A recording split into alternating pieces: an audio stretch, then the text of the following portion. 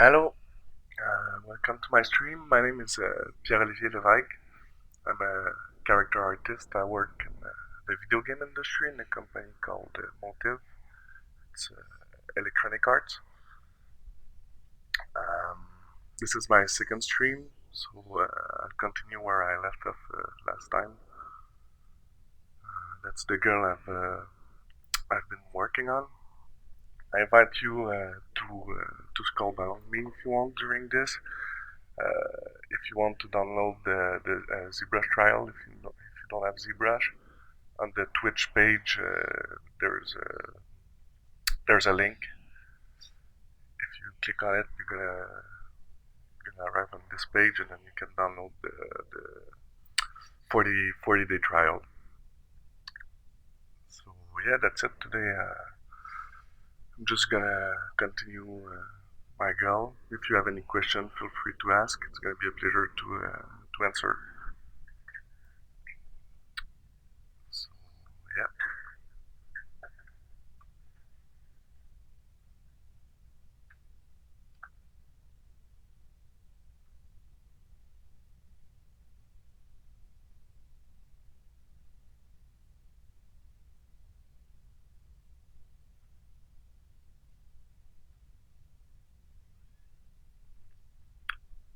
Yeah, sure. But I don't know if I still have it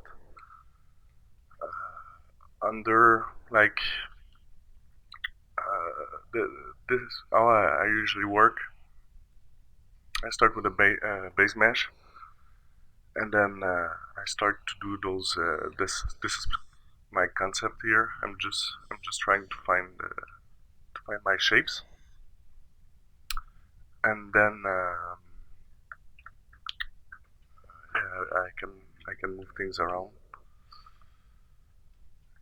and then after I just start and polish and start to add some shape. The last time last live ZBrush live event, I worked a little bit on the arm.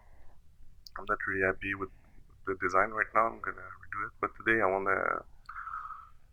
to continue I want to do the legs because it's very the weakest part of the model right now. So I need to balance everything. So yeah, this is very rough. So today I'm gonna work on this, and yeah. Also in the back I did this cloud, but it's all sketch. I'm gonna redo those parts. The parts that are mostly finished, it's the torso, which I might come back to add some details on it.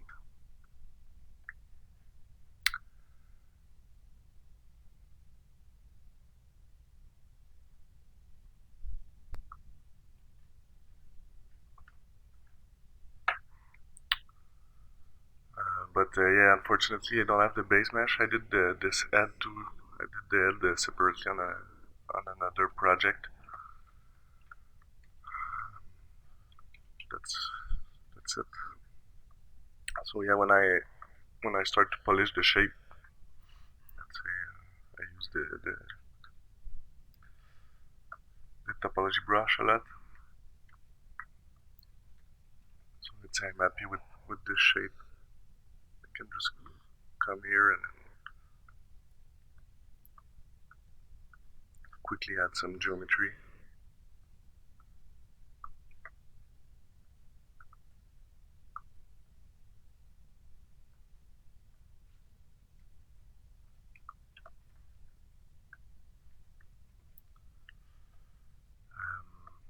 Yeah, so when the shape, when the base mesh is overlapping like this, I just use the clay tube to push it back. So that's why when you look at it, it looks all crooked up. So because I always push it back.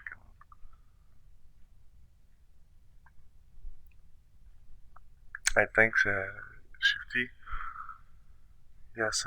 Also today, I bought a very nice set of Alpha Alpha library. I think I put it. It was GRO. I can show you. Found this on Gunroad.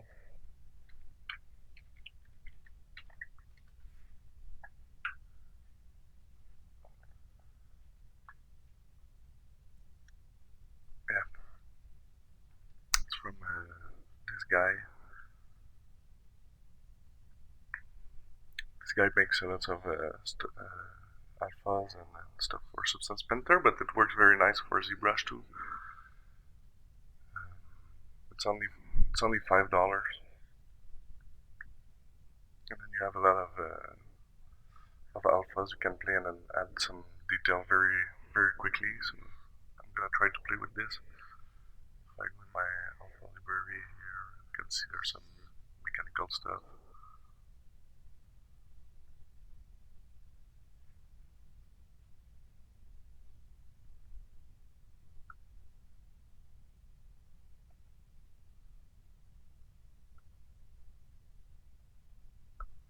There's a lot of cool stuff.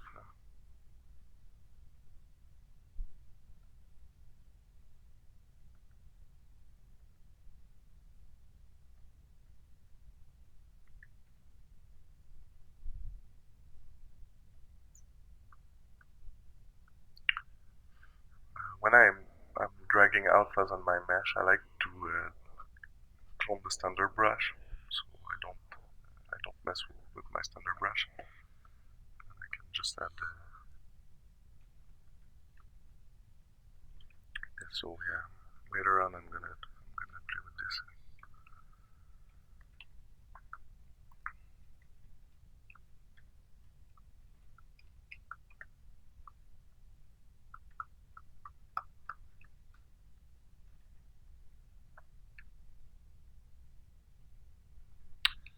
Yes, it's cool. When I saw the first time the alphas, he did it I think in 8-bit, and now he just updated it in 16-bit to have very clean and sharp alphas.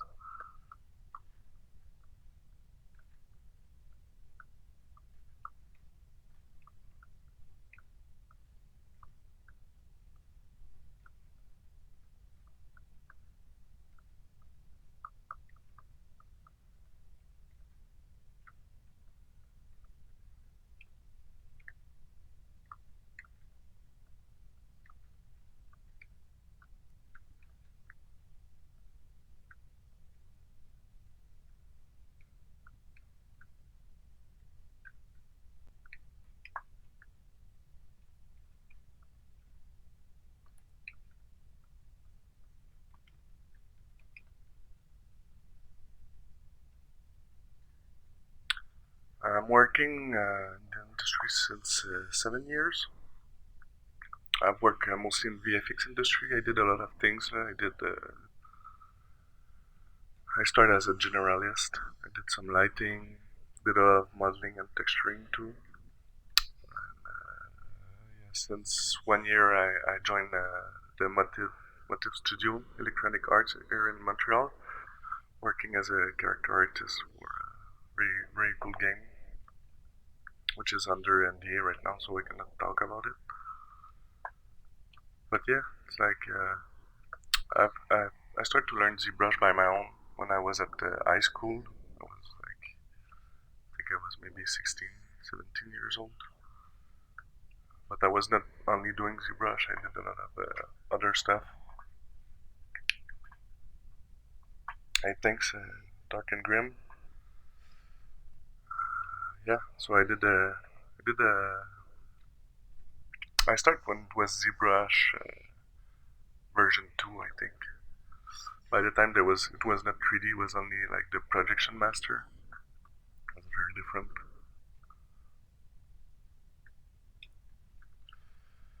So yeah, for this part, I think I'm gonna add some detail like this.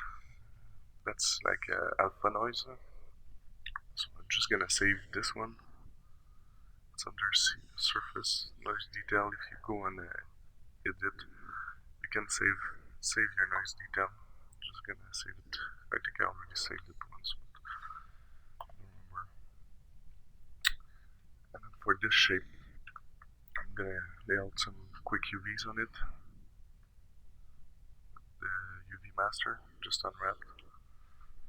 So now I should be able to, yeah, can go there, take my noise maker.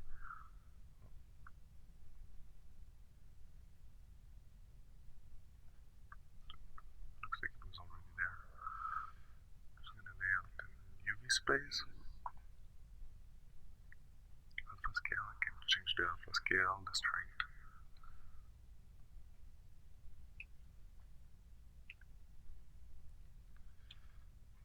Yeah.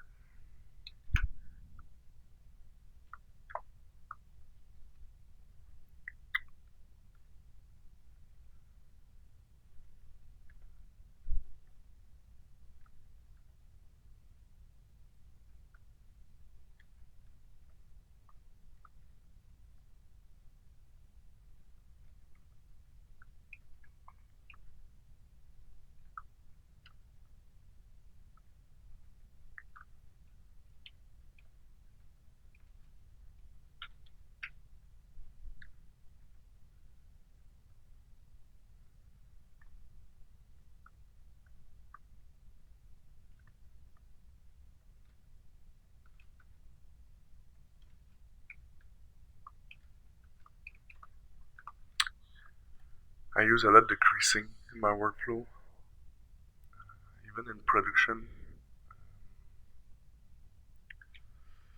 Because the cool thing, I explained it in my last stream. The cool thing with creasing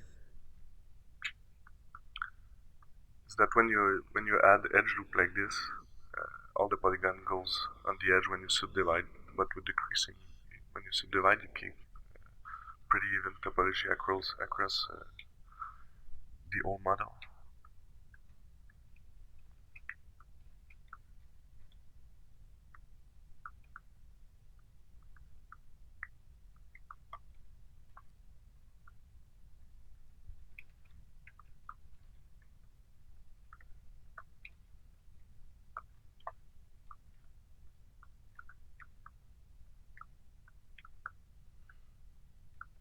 It's gonna be like a kind of a strap. I'm just gonna go and put it under the next shape I'm gonna do.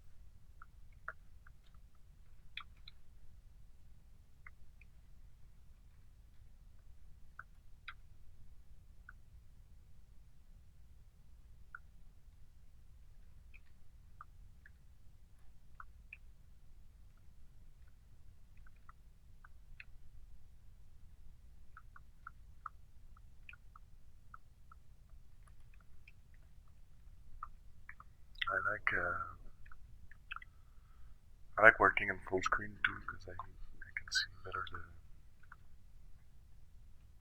all the model, like nothing this restraint. So that's why I use this custom menu. When I press 1, I have all my brush. When I press 2, I have all the things I like in the tool palette. And 3, I have my tool palette that can just pop up. See if I just want to close this here, I can browse everything, my subtool, my tools. So yeah, 1, 2, 3.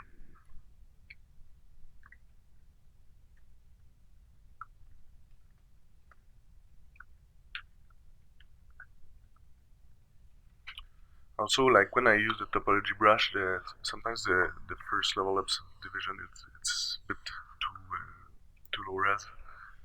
So I just go and subdivide it once, and I delete the lower subdivision level. So I have a bit more geometry to play with, and I can still have my dynamic subdivision done.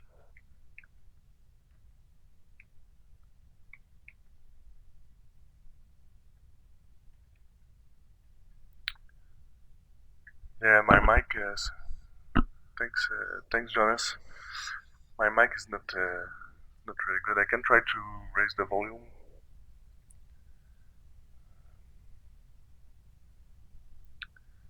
Yeah, or maybe if I put closer. Is it better like this?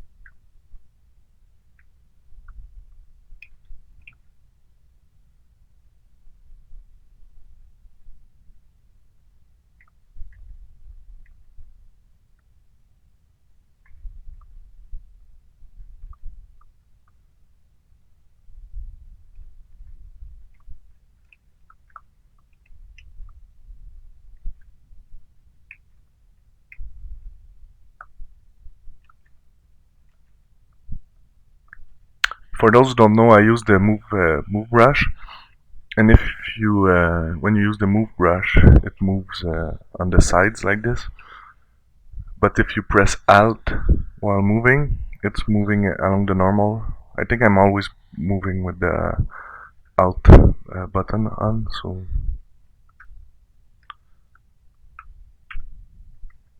because if I want to move this surface towards me, I would have to go on the side like this and move it on the side.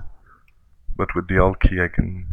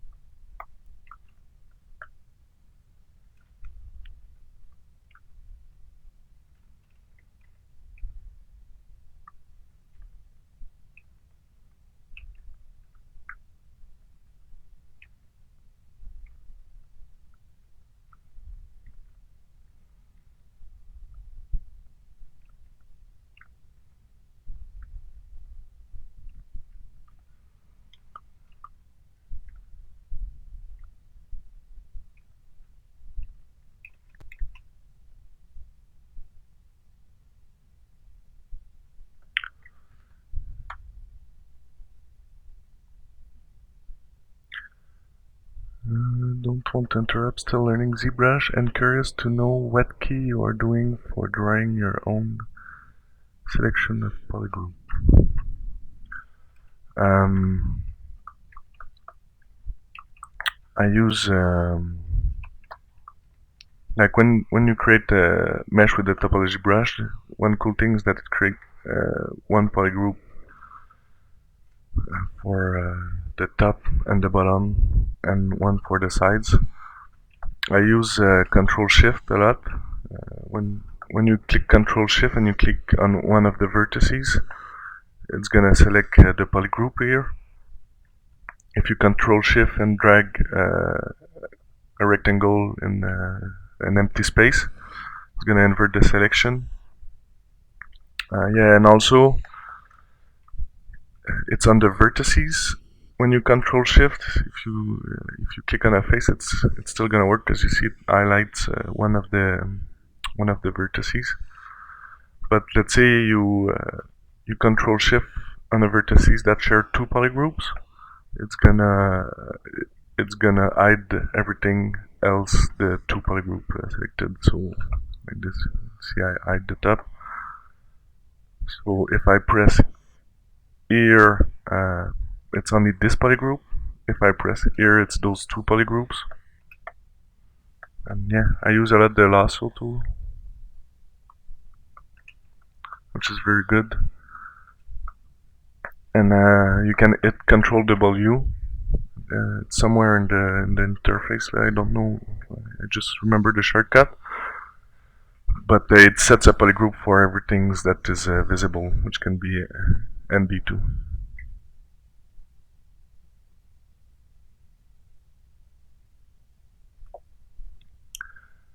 Hi, Doug.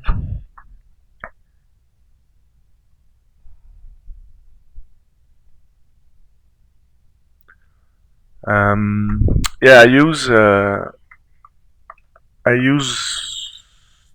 2 or 3 hotkeys. First hotkey is 1. It's my brush. It's a custom menu I make here. If never you want to create a custom menu, you just go in Preference, and a custom UI. You have a custom create new menus. You have to be in enable customize interface, and then you can create your own menu here, and then drag your brush, drag everything you want, and you can assign a shortcut to those menus. For me it's 1, 2, and 3.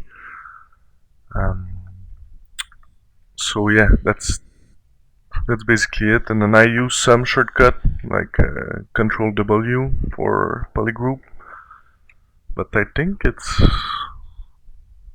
all. I use S a lot. S, it's for the draw size.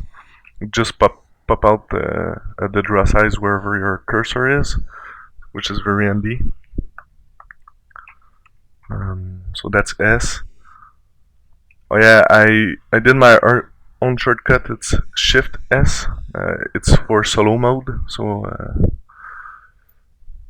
yeah, I remove it from my interface because I use Shift S. I also made another one. It's Alt T. It's to drop my mesh on the canvas like this if I just want to make a quick presentation. So that's Alt T I did. I think it's in Draw. I'm sorry, I don't remember where. Oh, it's maybe in Transform or something. But yeah, if I find it, I'm gonna tell you. But yeah, that's because I use my shortcut for so long time. Then there's.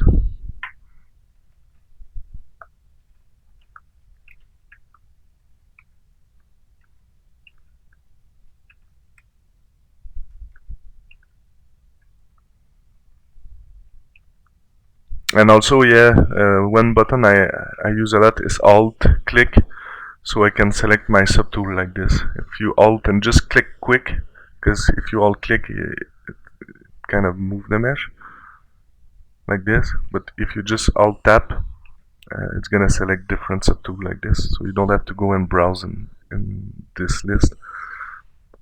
Another cool shortcut is the M or N I use a lot.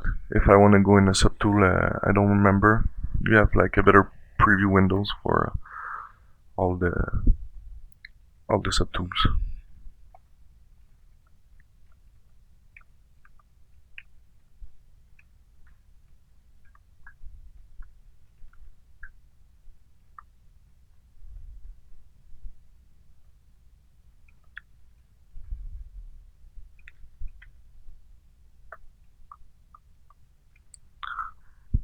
I also made my own clay brush. It's the clay tube brush, but I just changed the intensity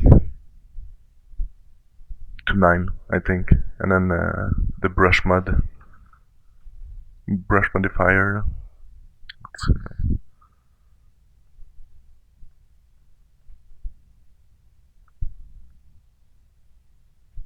modifier, yeah, the brush modifier, I think.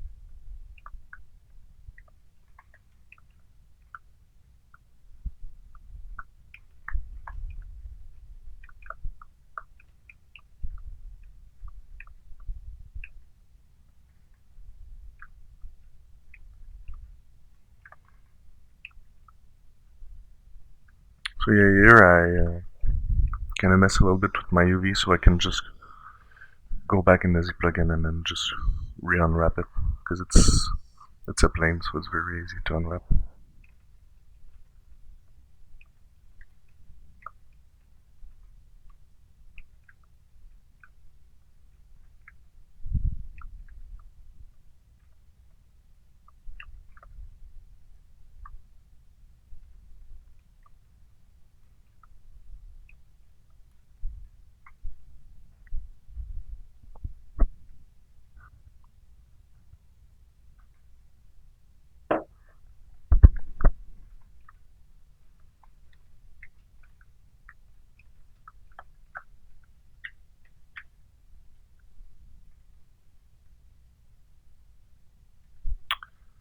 Yeah, the draw size for the Z modeler, it's because when you're in Z modeler, you're you need to be in dynamic size. Just wait.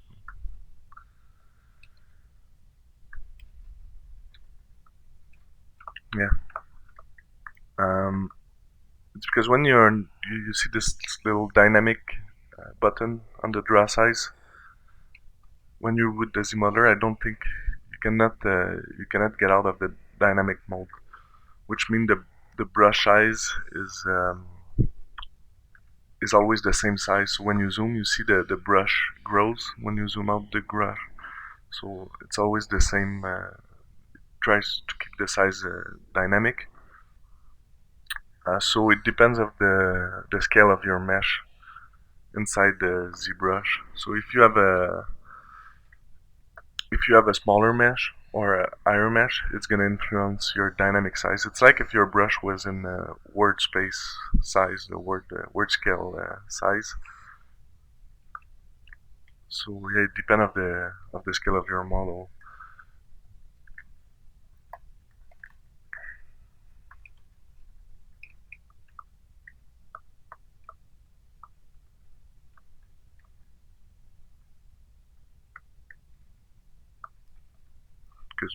Because since my model is pretty big, when I'm the scale at 1, the cursor is very small, and that's kind of the maximum I can go.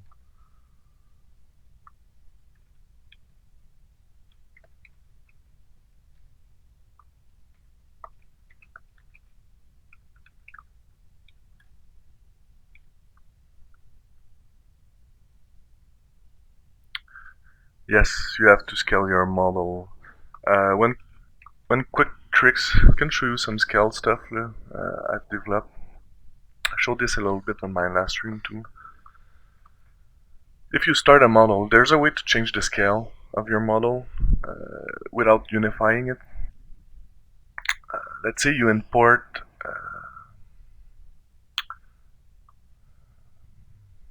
let's say you import a cube. I don't have an OBG. I can try to find an OBG somewhere.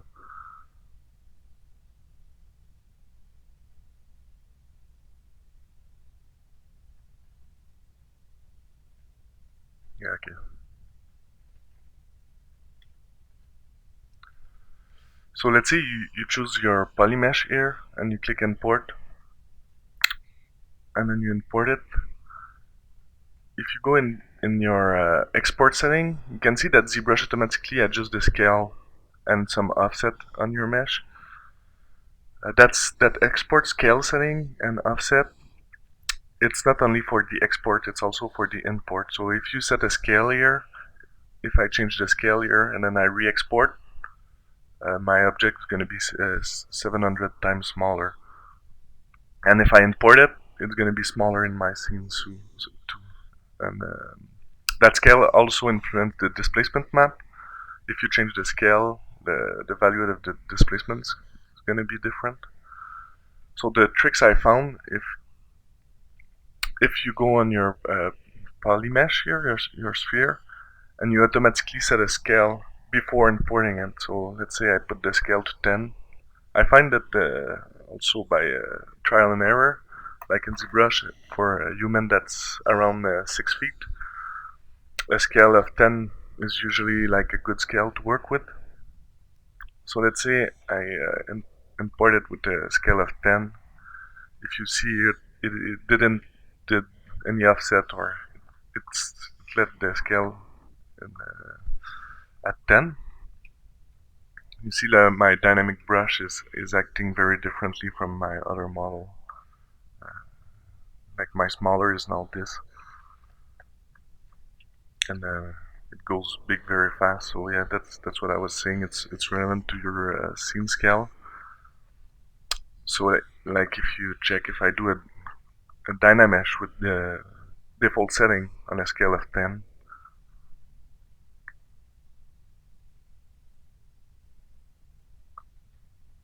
well,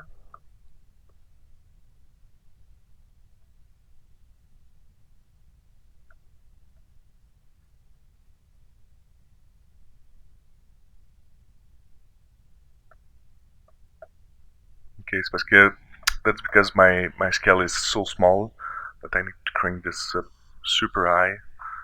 So this is not a good scale. So what you can do now, it's because I have no idea where those eyes come from. It was in my junk folder. Oh, ZBrush just crashed.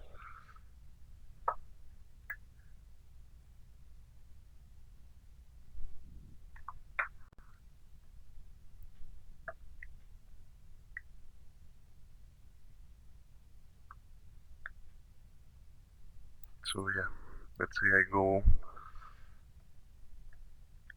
on a scale of 0.1, for example, instead of 10. I go and import. Now you're gonna see that my dynamic size is acting better. It's not going super big. And if you go in your Dynamesh, now now the default resolution is pretty good. If you go higher, so you can go you could go like 0.01. So I need to go back here, export 0.01.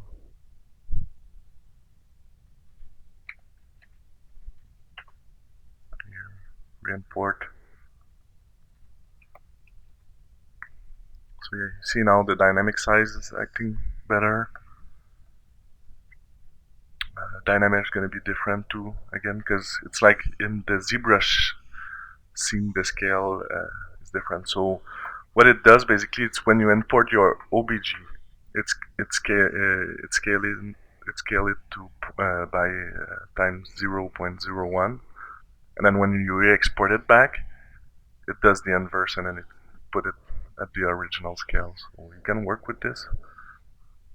If never you start to work and then you want to change this size, let's say you're at 0.01 and then you want to go to 0.005, you can select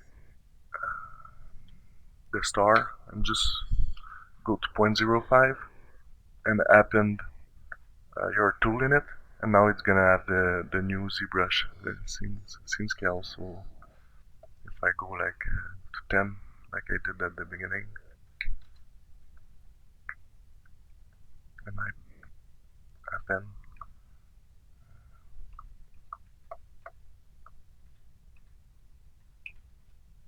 yeah, you can see my dynamic size is back very sensitive, like it was before. My dynamic won't work as planned.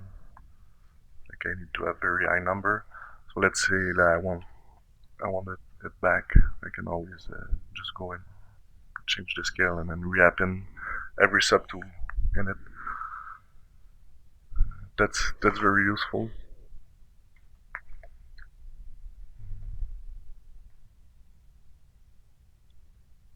So yeah.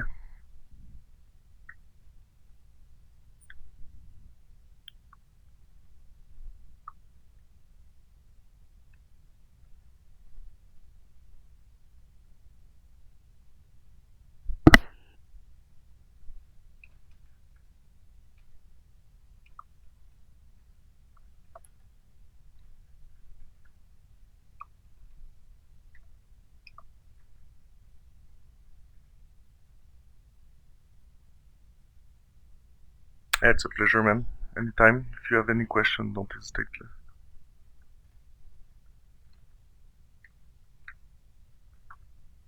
Yeah, that scale thing takes a while. It's very important to understand it, and then so you can have a very good workflow with another 3D packages. Let's say you render with V-Ray or something, and you want to do a character like this and displace everything.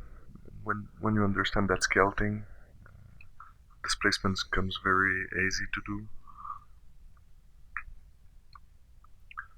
Eventually, I'm planning to do a tutorial on displacing like a complete character like this. I'm gonna tell you when it's done for sure. The next month probably I could work on this.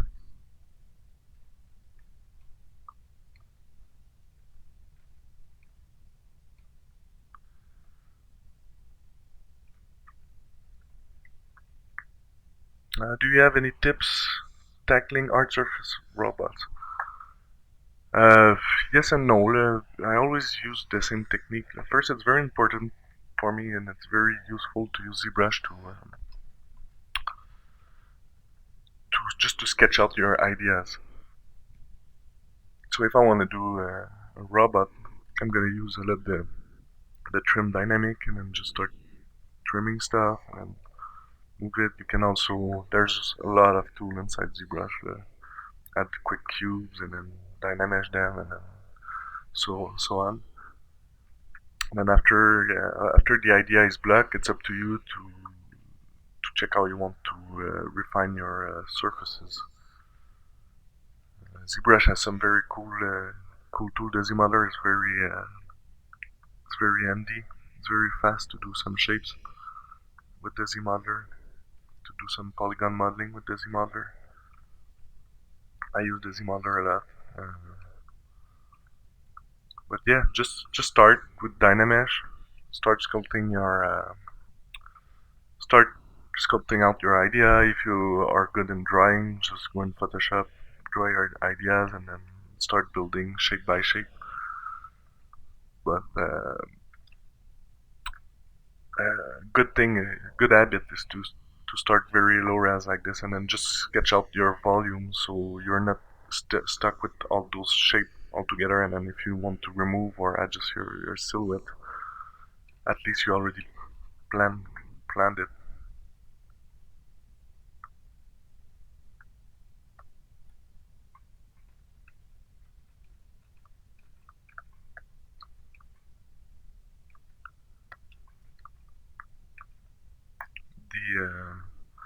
the insert mesh brushes. You can do some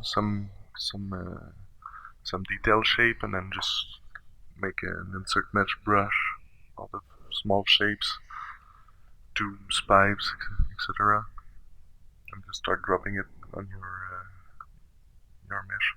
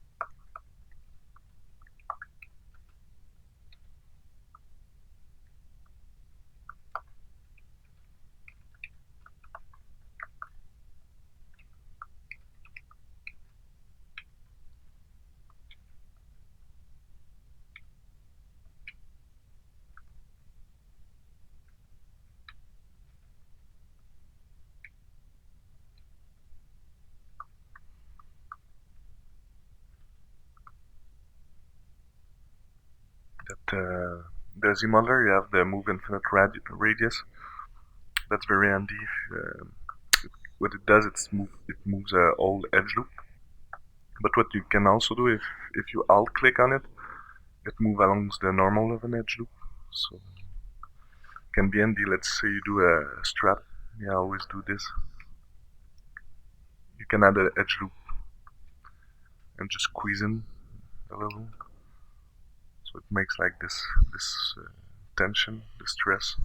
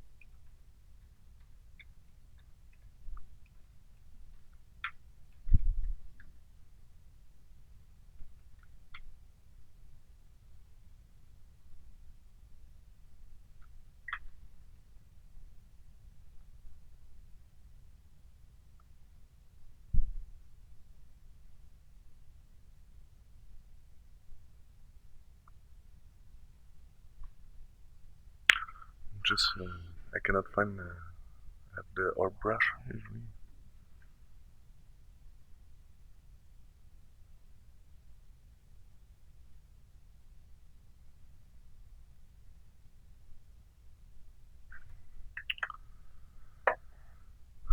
Where is this?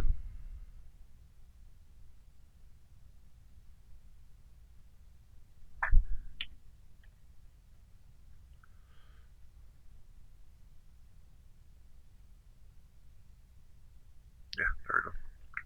Sorry about this.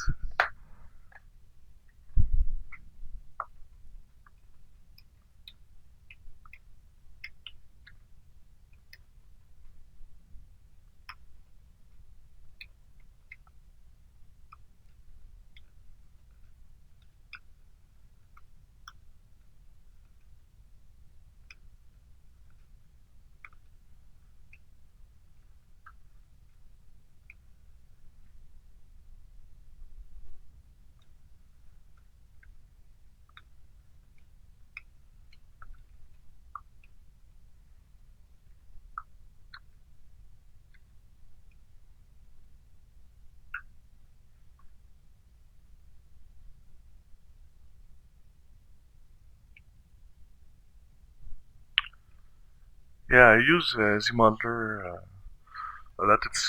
For me, it's like it's kind of a helper, but there's a lot of way you can model. I just kind of like having clean surfaces to work with. It's way easier to move things around.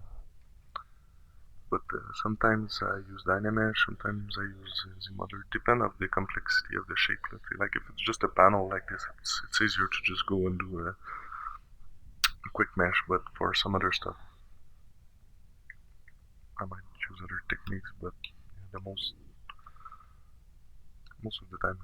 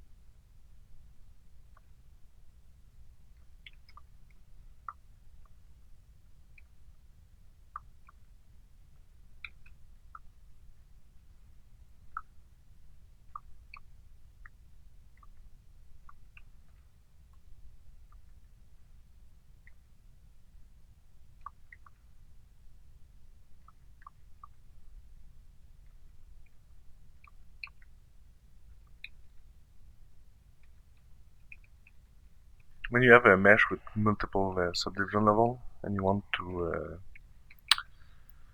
mirror it on the other side, I have little tricks. So I duplicate my mesh here. I delete my subdivision level. Just do a quick mirror. I can do mirror and weld. And then you can here reconstruct the subdivision levels. So like this, you keep it's a good technique because you keep all the polygroups intact on both sides. Sometimes with very dense mesh, it can take a while. So.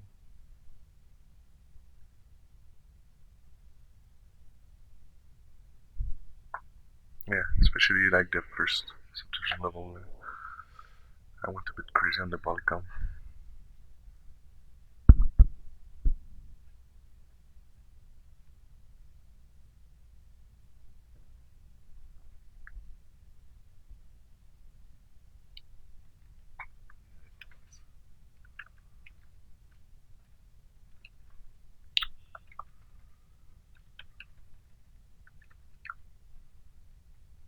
I did another, that's a little macro I did called bake subdiv.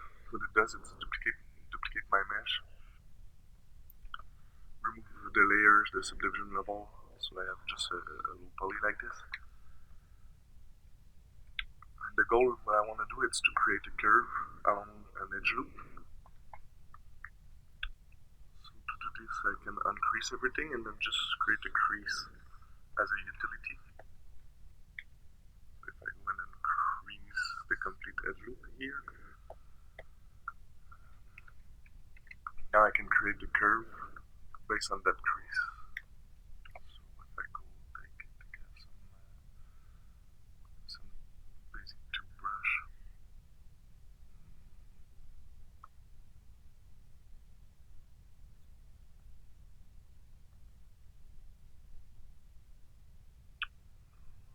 think.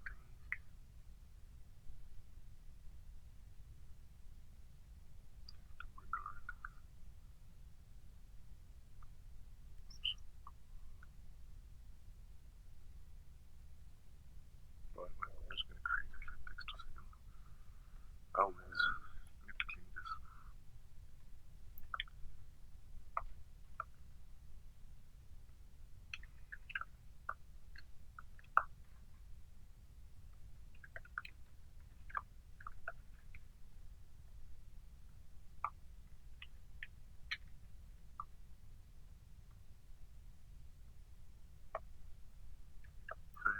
Okay, just made a regular tube and then put it as a curve. And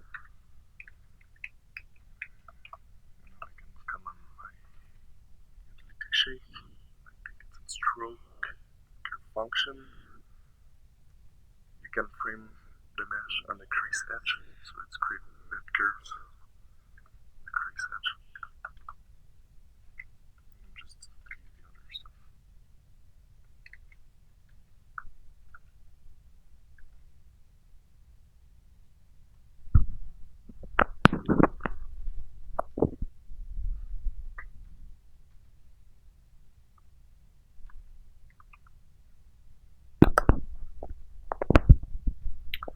Yeah, sorry about that.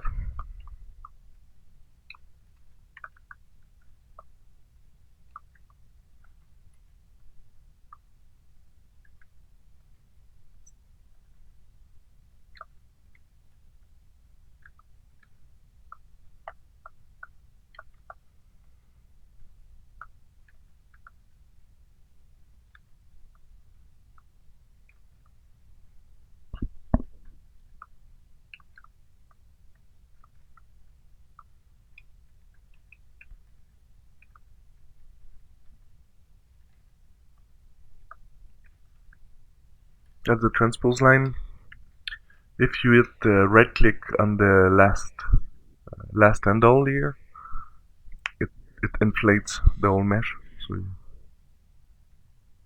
So you can set the basically the size of the tube like this.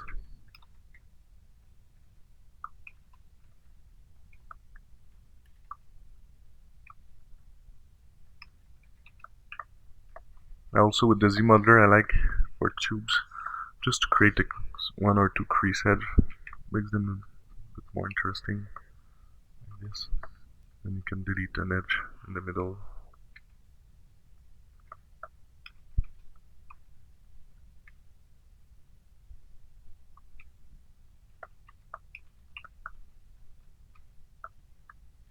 Create like a panel like this, pretty clean. And the cool thing is that it's still low res, so you can edit it pretty easily.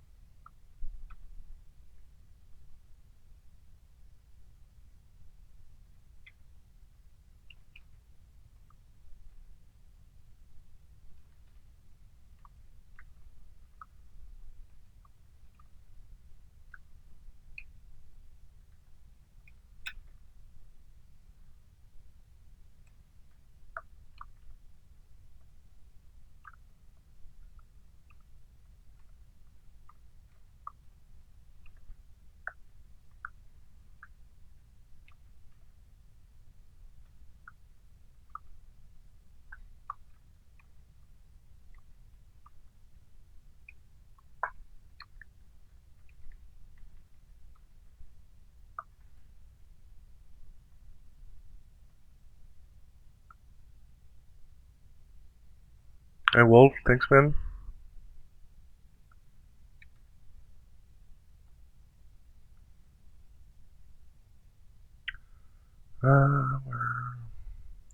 So yeah, I'm just gonna, like I said earlier, I downloaded a couple of alphas from Gumroad. If anyone interested, I just bought them earlier. It's $5. There's like tons and tons of alphas. You can do this by yourself, but it's so long. To buy this, it's very cool and it's a quick way to add some detail.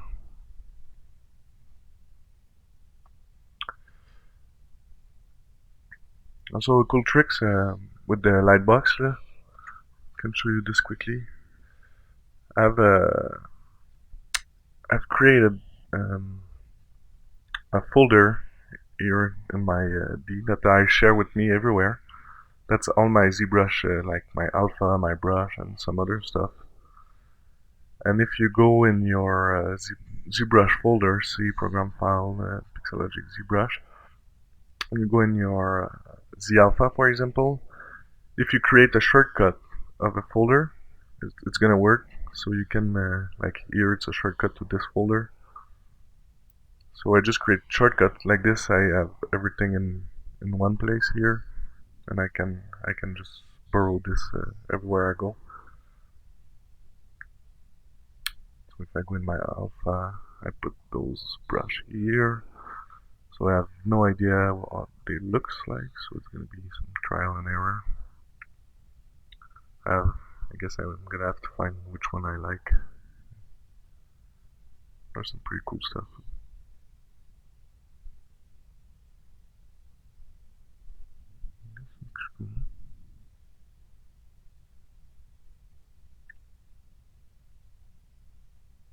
Bolts, always cool. That's like those.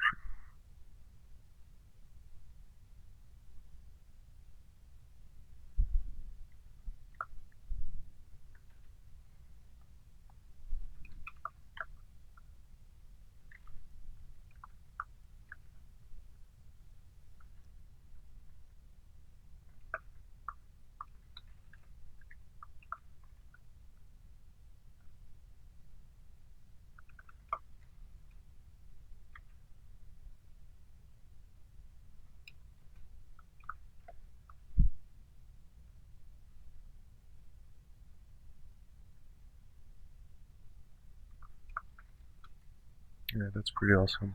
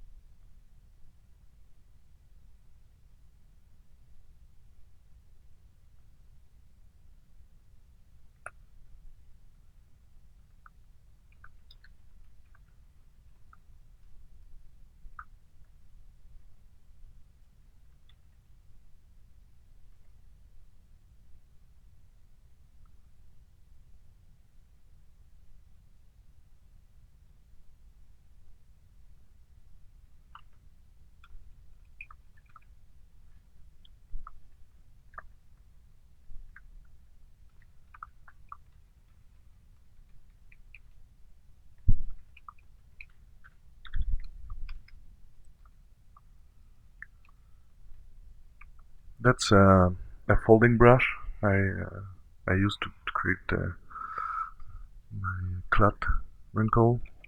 Basically, it's the pen shadow here with free M and this alpha. No texture with a lazy mouse and on Ziad. It's very cool.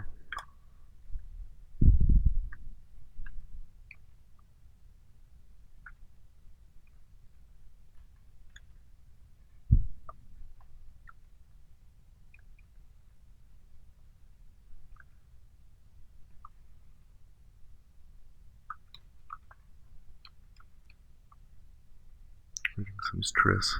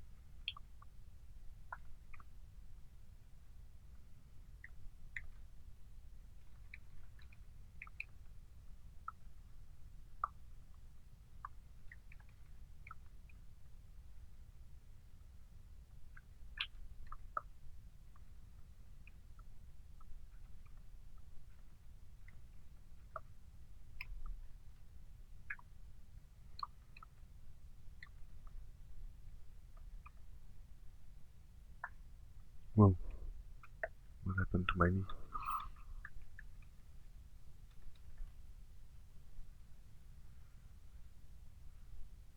Well,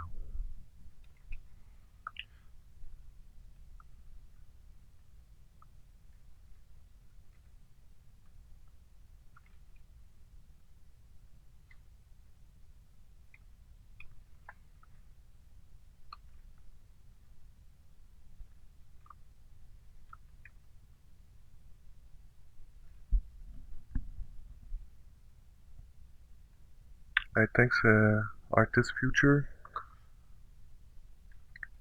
So yeah, I'm going quickly on some stuff. If never you have any question of a tool I use or anything, don't hesitate.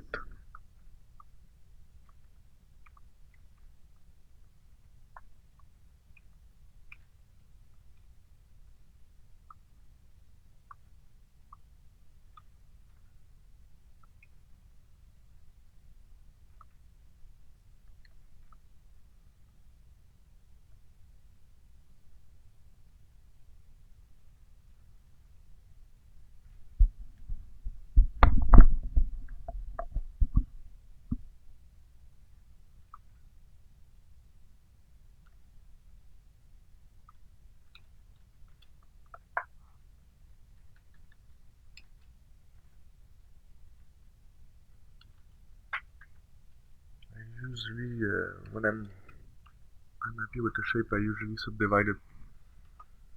I try to stay here under 10 million polygon. If I want to keep my Z2 like light and easy to work with, without lags or stuff like this, I think it's a good edit to try to keep them under 10 million polygon. Sometimes if you need to go higher, you can subdivide one more time, but when you work, just go on the lower subdivision level so it doesn't take all the computer resources.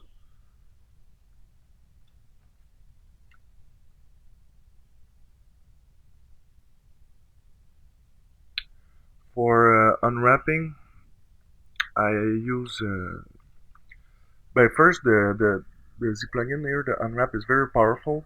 I use it. The only thing is that you cannot lay out the UVs of a full character. You need to bring them in a software like Maya. Me, I use Maya. I bring all my low res. First thing, first thing I do is I rename all my subtools with like a relevant name, or I try to. Then I export all my low res to Maya, and if I need, I'm gonna use the. If I know that's a shape that's gonna be well unwrapped, I'm gonna use the UV master if it's a complicated shape. But if it's a shape like this, for example, this is very easy to unwrap with this. You just go by polygroup. So let's say if I clone it here, I delete my subdivision level, and I unwrap by polygroup. If I flatten it, you see every polygroup is now an island, and then you can rearrange them in a 3D software like Maya or something. But that's very fast. So all the shape I can do in this plugin, I do it uh, with the UV master. Then I bring everything back into Maya, lay out all my UVs into one depends. That's for like let's say displacement workflow, not a game workflow. But yeah, I lay out everything. I bring all my OBGs back into ZBrush with the UVs on them. Then I can extract my displacement map from ZBrush. Eventually I'm gonna do a tutorial about this. Might put it on Gumroad or something, and then yeah, I'm gonna share it to you.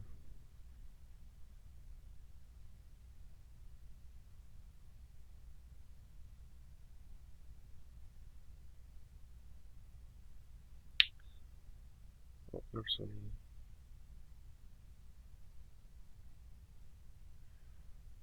Um, yeah, ZBrush UV Master is very good. Yeah, you can also paint the seams. You can use polygroups.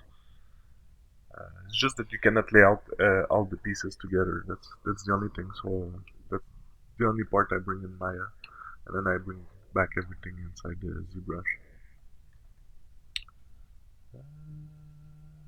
I think smoking, yes, was created with ZMoller with a lot of parts. Everything's created in ZBrush.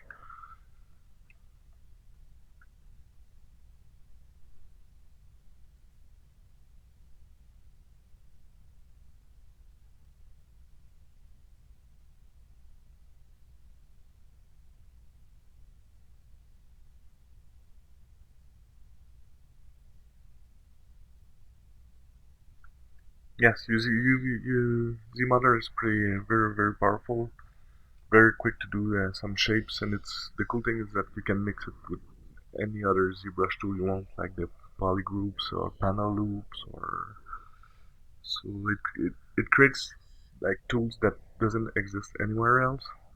So it's good. It's good to learn it just to have like a broader set of tools. Me now even in production I don't get out of ZBrush. It's very rare I'm going in the 3D packages to model polygon modeling. Some there are some mechanical shapes that can be hard to create with the Z modeler, so I'm gonna for harder parts I can just retouple them like in ZBrush or any retouple software you like. Bring them back. I bring them back in ZBrush. Apply my creasing in ZBrush. But yeah, the technique you make you find the most comfortable. But me, I like when there's new ZBrush tool. I like to just go and learn them. So and I like I create models especially to learn those tools so I can get used to them. And when I come back and when I go in a production environment, I can use the best tool for what I need. So it's always good to practice some different tools.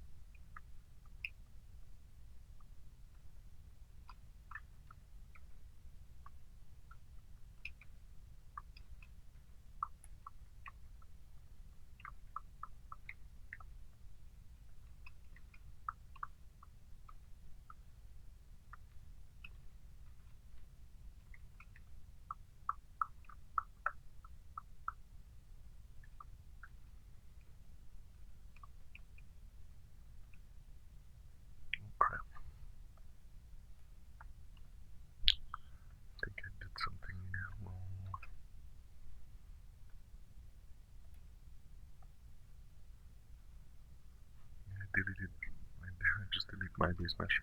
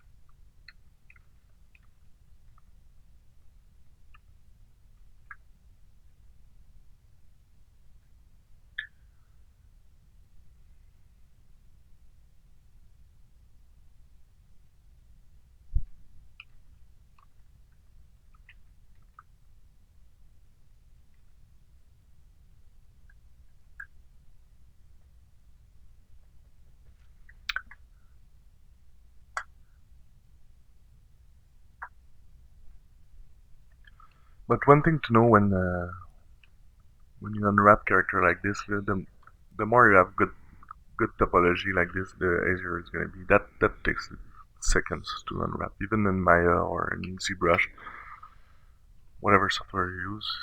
If you have like dynamics like this, that's L to unwrap. So to work wisely depends what you want to do. If you just plan to make a concept and then you just want to bring it in keyshot and then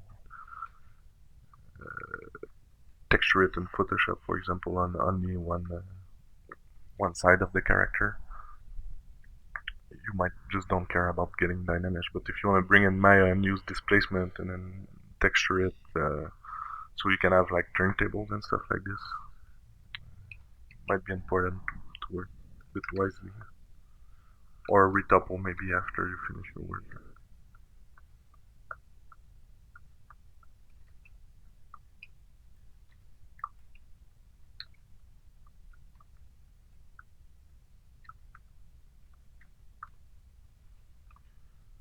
And it's important also to, if you want to animate it and stuff, to think about the flexible part of your model, so it can deform. That one's gonna be. I intend to poser eventually, but all this intricate part stuff might not be so easy to work with. But at least I tried to keep it soft on the belly, so she can move. She's not stuck in a like a metal suit. Also, all the junction, like here it's flat, here it's flat too, so it's gonna be easier to pose her.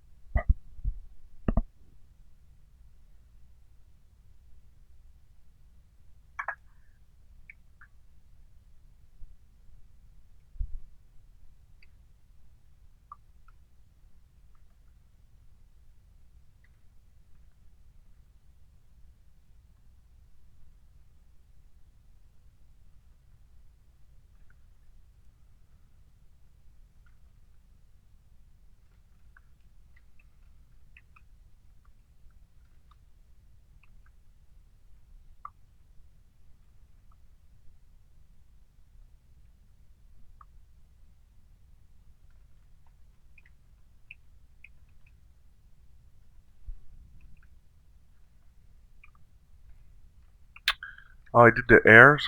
That's just planes. Don't remember. It's just plain. I pushed around and it's pretty messy. I'm gonna ideally if I get there, I'm gonna do some real air and X-Gen or something like this. But that's just to give the idea, because without the airs, it's like it tells so much about the personality, especially for girls, of a character with airs.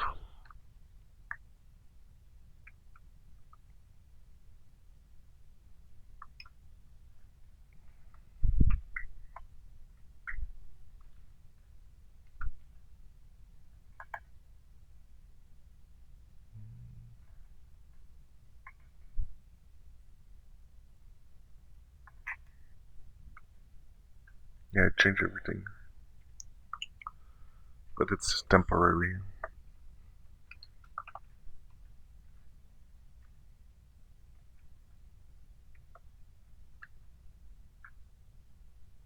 Yeah, the knees I broke them. Sorry. It's I have incremental version. I'm gonna go get them back. I don't know what I did there. I think I moved. I moved with the move tool. Not a big deal.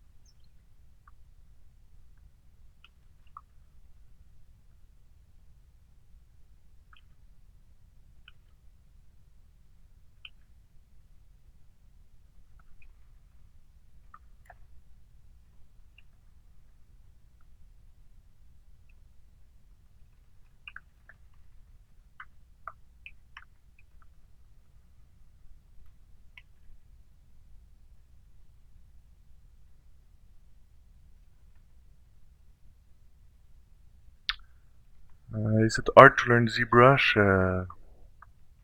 No, it's not hard. Just dedication. Any 3D software is it's pretty long to learn, but it's not hard. Just time consuming. And also first model, or like when I was at school, I was not like my first model are terrible. Takes takes time to get used to. But say if you know sculpting in real life, or if you know drawing, you might catch this very fast. Otherwise, gonna take some practice. It's like everything.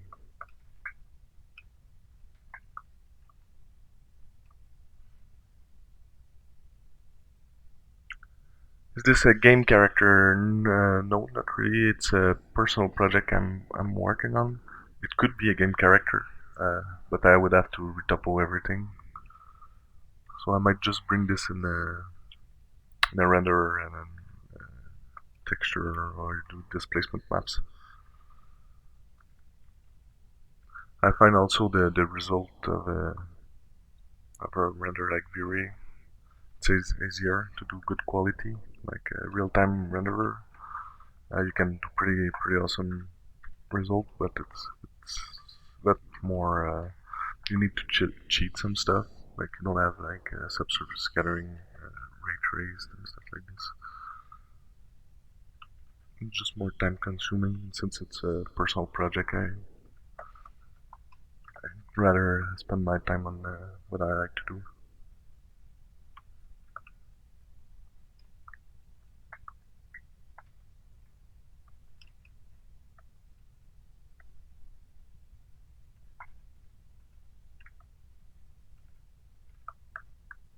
Yeah, thanks, James. The the ZBrush community is pretty awesome. If you go on ZBrush Central, there's a ton of stuff.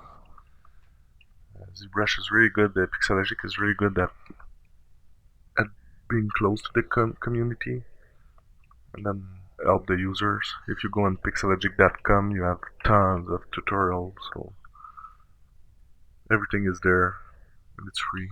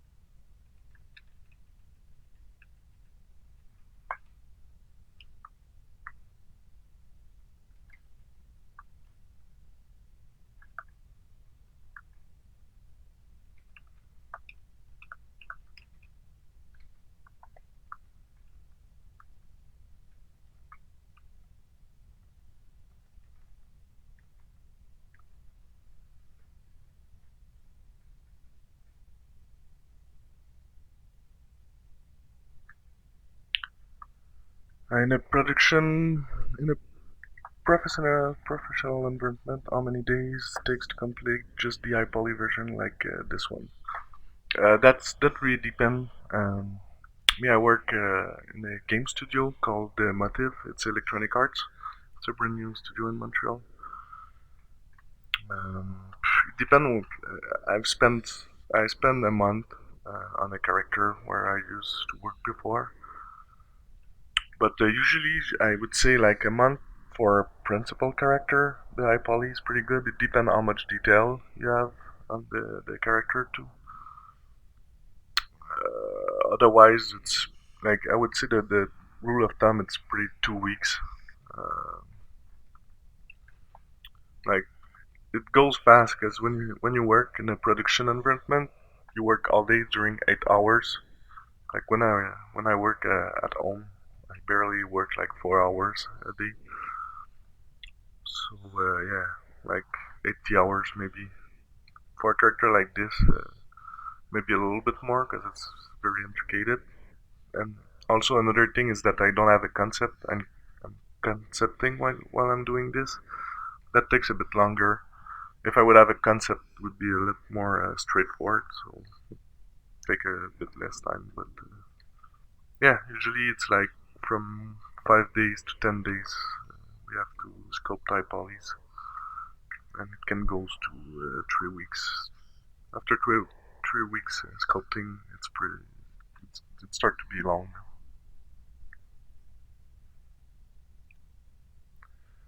How long I've been using ZBrush? Since a long time. I've started ZBrush version 2, so yeah, that's a long time.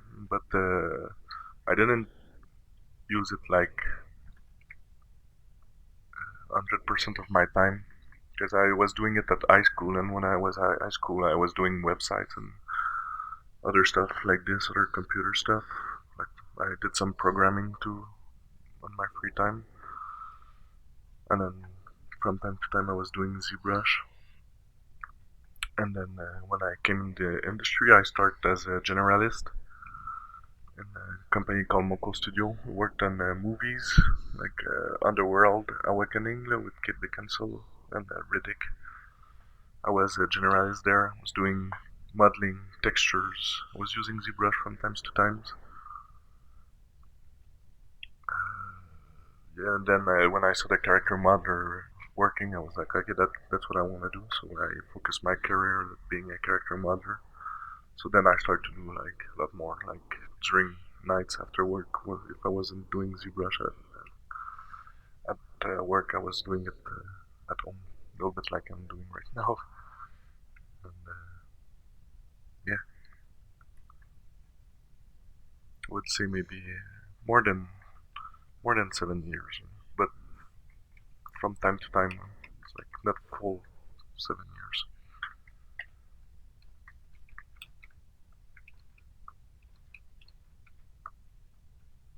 I'm just gonna save quickly before everything's crashed.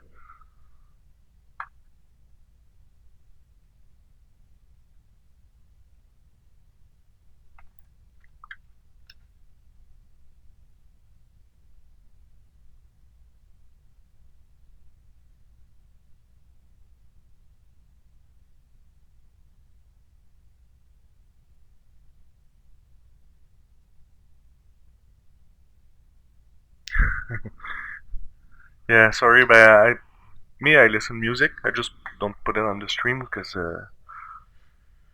you don't have copyrights. I don't have copyrights, so the stream's gonna be muted. But I listen music in my ear, so for me it's like it's maybe why I'm quiet a little bit. So yeah, feel free to open your music and then put some music while I'm doing this.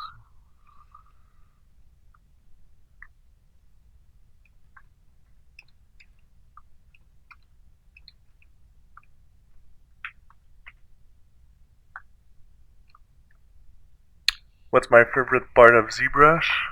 Uh, I like I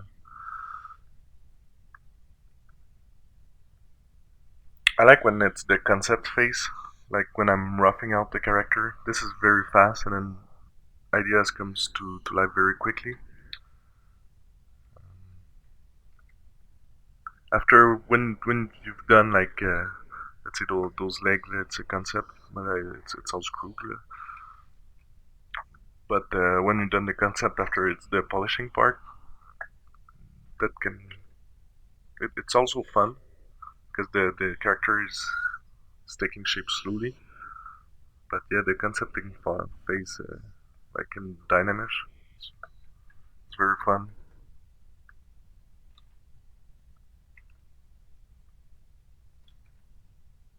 But I like sculpting overall, like doing creatures, those kind of characters.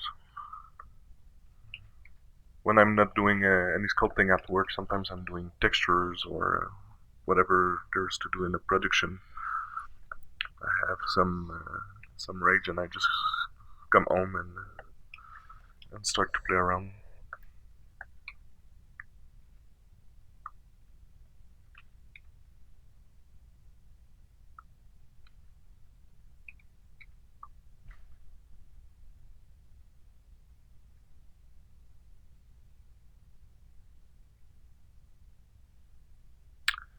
We can stream music, but we need to stream copyright, some certain type of license music. I could not like put some non band like I could not put no Shakira or stuff like this. It's gonna be muted, but there's some music you can find on the internet. But I thought it could be a good idea if you want to listen to your music and yeah, listen to my music, so I don't have to listen to what I listen.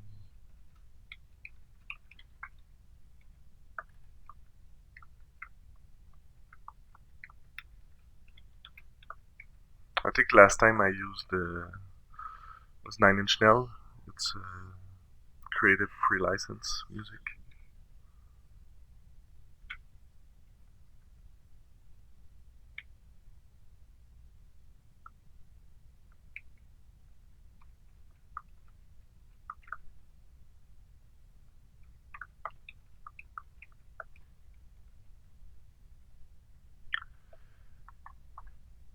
Are you from France? No, I'm from Montreal, in Quebec.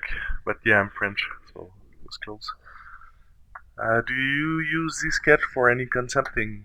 Yeah, but I use when especially when I'm doing creatures, I use Zsphere to start from. I really like starting with Zsphere. Yeah, I can use Zsketch. It's a matter of how quick I just want to go in Dynamish. Or, but Zsketch are some very interesting shape you can create out of them. It's very creative. So the answer would be yes from time to time. How do I pose my character? Yeah, I use a transpose tool. Don't rig them. I have a friends I work with who rig them. I don't have the technical knowledge to rig. I should do it because I think it's better because you can change the pose very easily. Just think sometimes to rig it. So I would like to know how to do it, but I would have to spend some time. But yeah, I worked at Game Love before. I was doing some image for the App Store and stuff like this. Like it was pose character mainly, like stills of characters, and all those characters were posed using the transpose tool.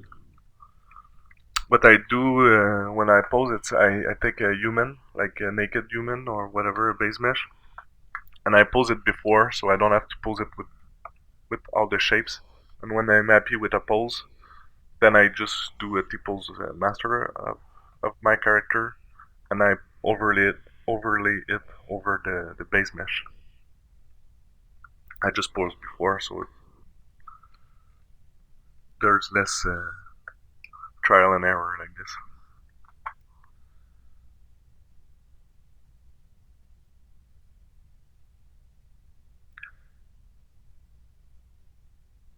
Yeah, the thing also with the music, because we are putting the videos on YouTube after, and I think YouTube have different music policies, but I'm not sure about all this.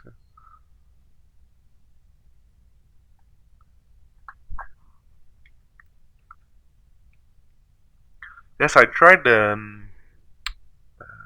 James saying like you can transpose, but there's a really nice way of using Z-Sphere to make a rig in ZBrush. I'm aware of this technique. The only thing is that you don't have the control over the skinning. So let's say you do an arm. I'm not super familiar with it. Maybe you can help me on this, James. But if you skin the arms, it might take some of the torso here when you move it, because I cannot, as I know, I cannot have control over the skinning. With Transpose Master, you can mask whatever you want and then and move them with the t-pose, and then the transpose lines have some really cool utility. Like if you rotate with Alt, you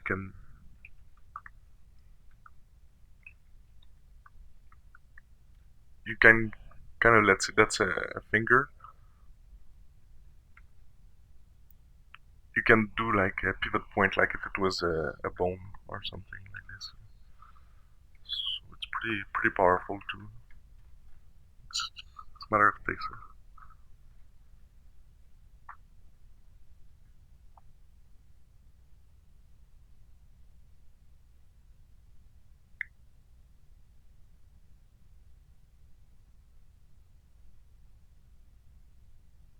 Ah, cool. I'm gonna check this. If you have the link, James, for the Paul Cabaret tutorial, I might be interested in this.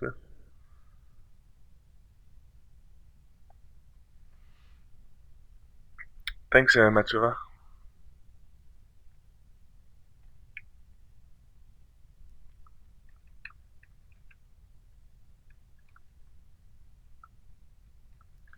If you want to pose, yeah, I can show you some tricks. Like if you want to pose first, if you use the T-pose master, you cannot have two names, identical naming. So you need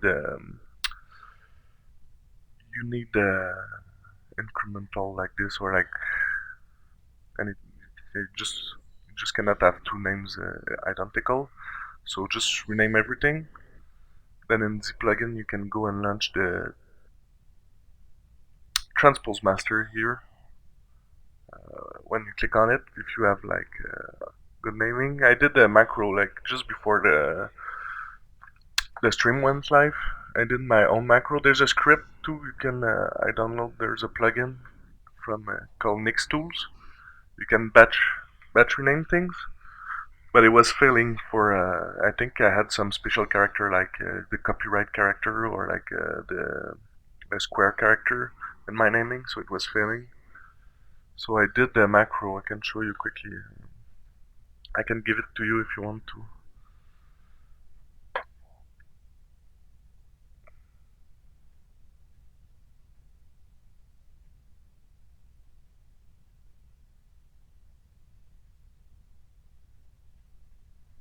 It's called rename all. What it does basically, it's you need this DLL that comes with it's included in the ZBrush documentation, um, and that goes to the higher subtool, and then it loops 100 times. You can put 300, like 1,000 times, doesn't really matter. And then it rename everything. Like put Sci-Fi girl with a number after it, with two underscores. It rename it and then add one, so it's incremental. So it renames everything Sci-Fi girl, etc., and it goes in all the subtools. So that's a cool and little script. I use those scripts a lot. I can give you those macro. It's like let's say you want to turn off all the textures on your models. Sometimes I do this when I UV layout. I put a grid shader. So if I want to remove the grid shader from everything, it just goes into all the subtools and press texture on, or you could put texture off if you want here. So that's like my things to browse to all the subtools and use a macro for it. Like here, it's another one. It's the same thing exactly. So, but it's baking the layers. If I want to bake the layers of all my subtools, I think it's for decimate. When you decimate and you have layers, I think it can create some problems. So I did this. So basically, you can put anything here. So you can create a macro. I don't know. You click on any button in here, and it's gonna repeat, press all the all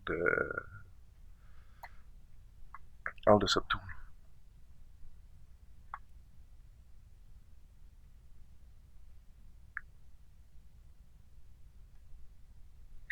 What I'm gonna do, okay, I thought about this after before I was streaming now.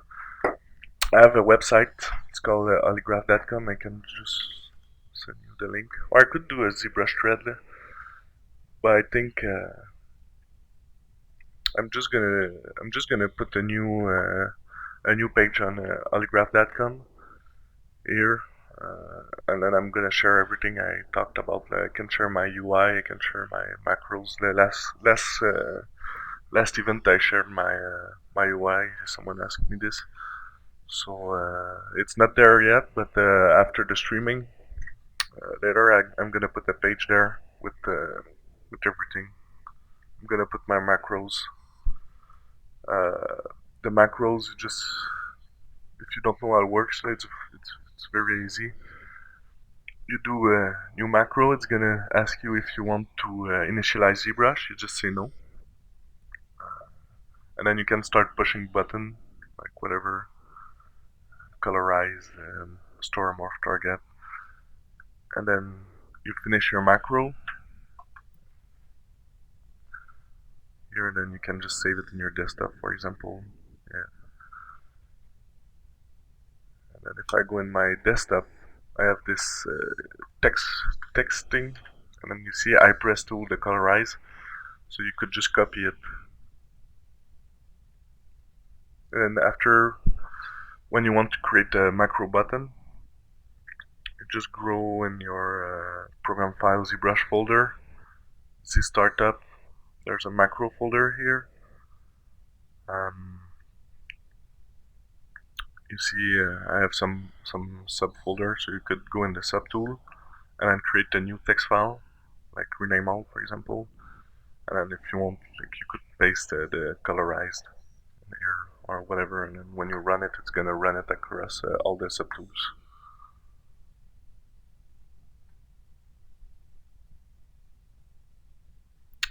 So when you create your text file, you just go into macro, reload all macros, and then you see it. I have my bake all layers. I have something that turn on the smoothing of the UVs for everything. It's all texture on off. So yeah, I'm gonna give it to you after. Also, little tricks there. That's pretty handy. When you have colorize on some shape, if you shift click, it's gonna colorize everything. And if you shift click back, it's gonna turn off the colorize of all the subtools in one click.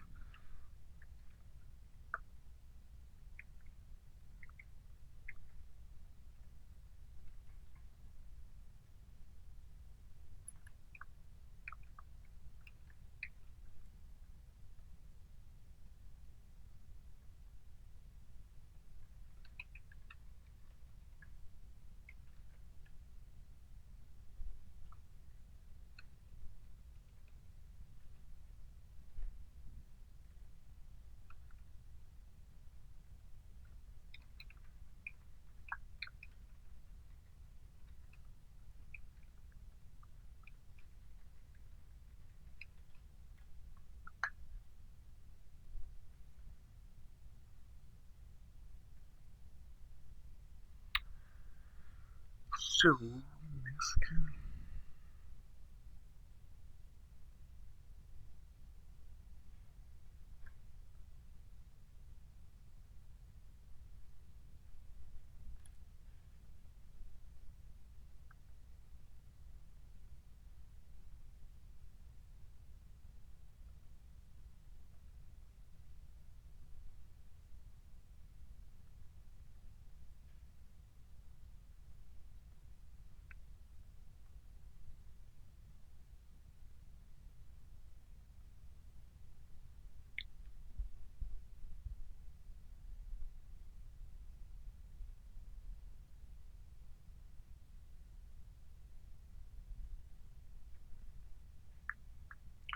What's your go-to brush in ZBrush? My usual brush is I like the clay tube standard. I use some custom one, the orb brush. It's ORB. You can download this on the internet. I'm gonna show you in a second. I just want to find that's some alpha I just bought from Gumroad. Pretty cool stuff.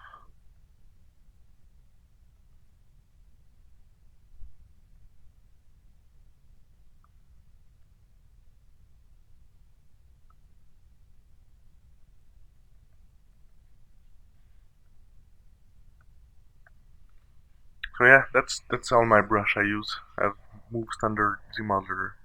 Like the more the more often I use them in the list.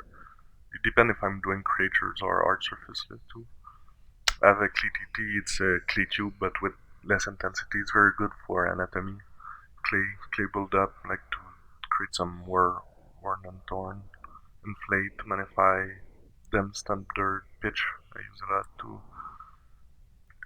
trim dynamic, edge polish, planar, flatten, etc. etc.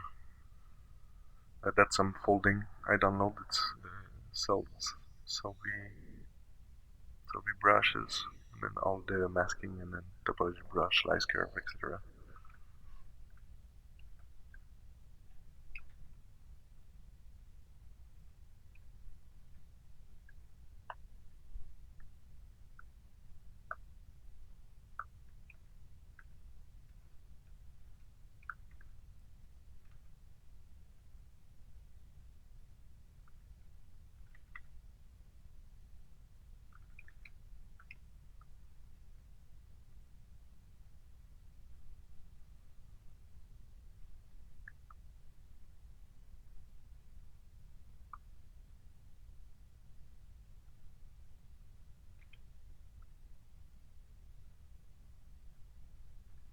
But when you start adding those alphas where everything starts to blend together, all those different shapes.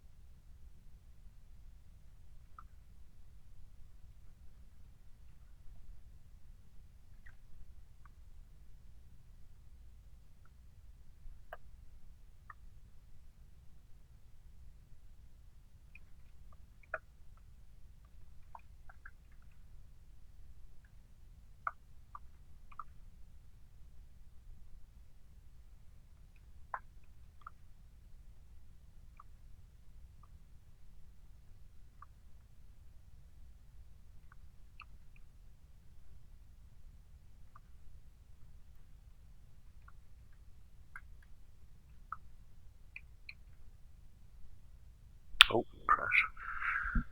That's cool. When it crash, it save a file, so should be able to recover it.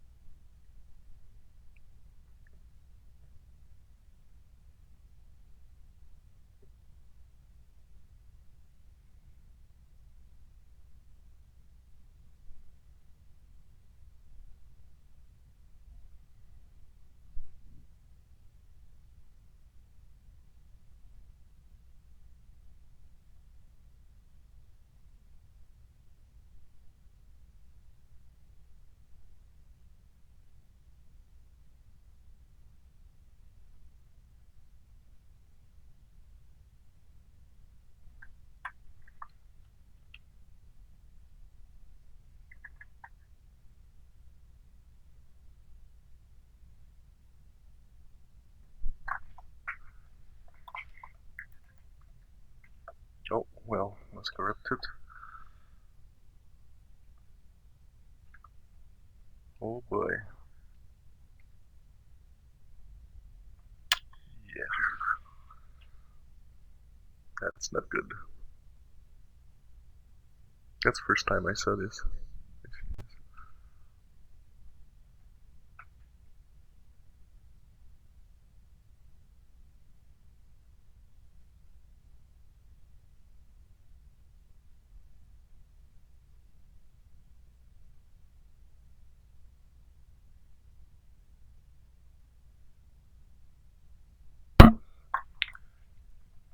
Oh well, that's not bad.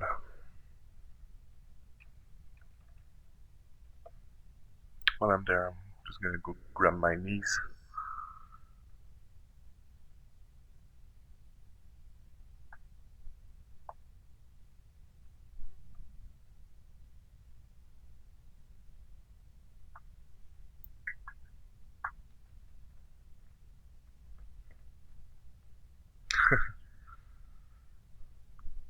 It's all good.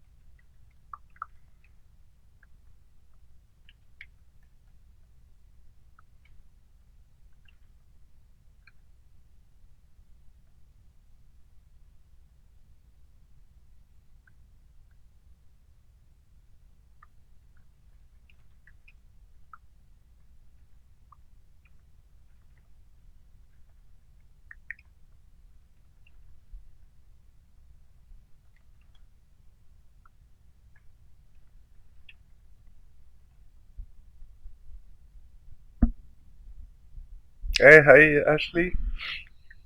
How it's going?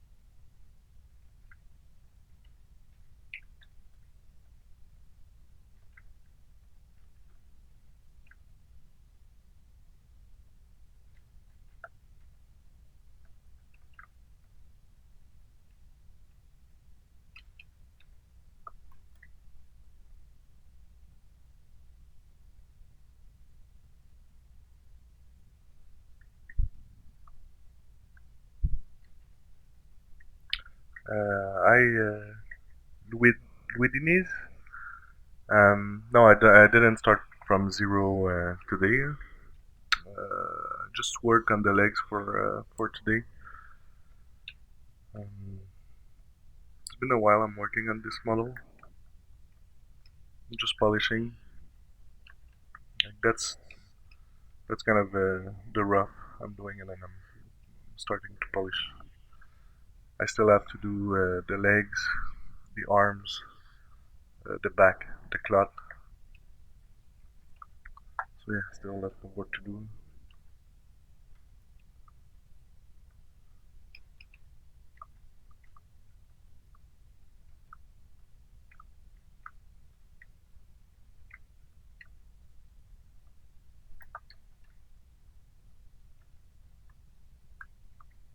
I intend to. I want to stream the whole process of making this character, but I'm streaming only once a month, so yeah, I didn't touch it during the last month.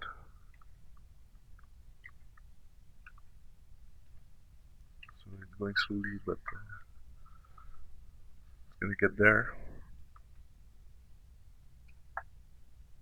Thanks.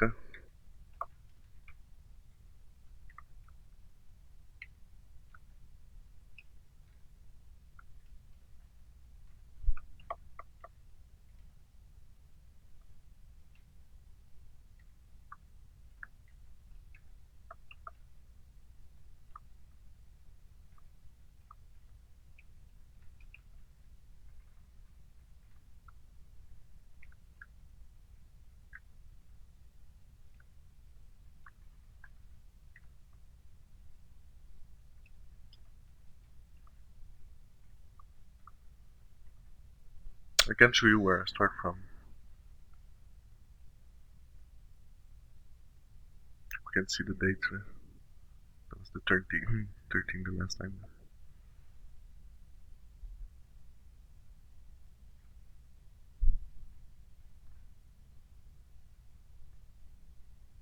So yeah, that was earlier. That's now.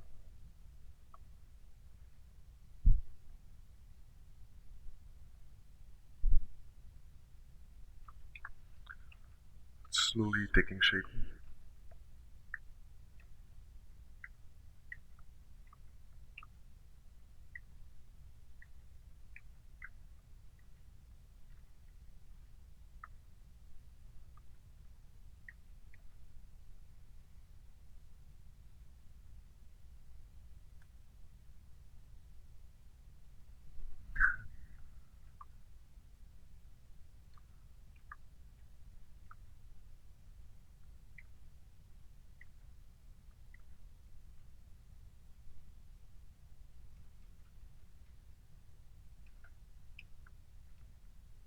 like I was saying earlier, like in the production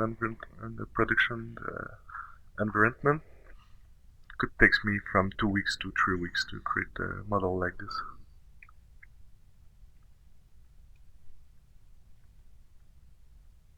Depends the technique I use too, and the kind of polishing you want. That's a bit why I'm doing this, because I want to get faster too.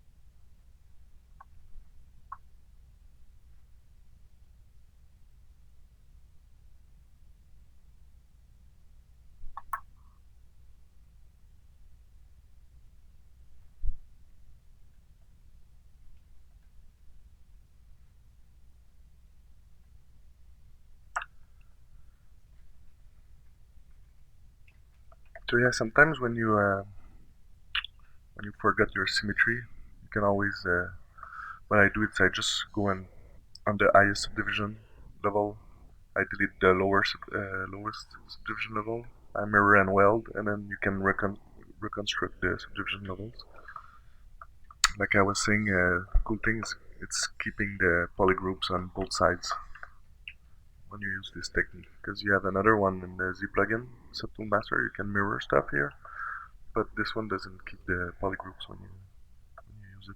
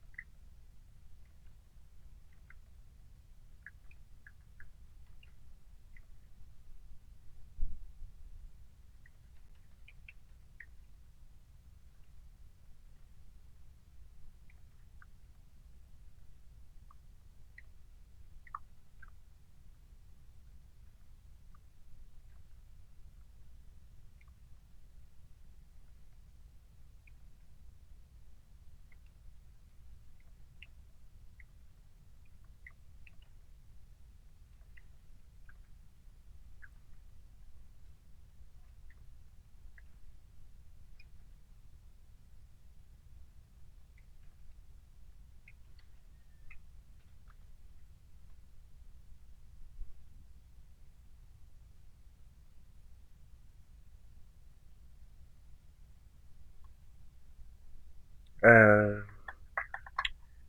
is there a trial for ZBrush? Yes, there is a trial. You can, if you go on the Twitch page, there's the link to download it. If you hit the link, you're gonna go on this page, and you can get a free trial of a 45 days trial here.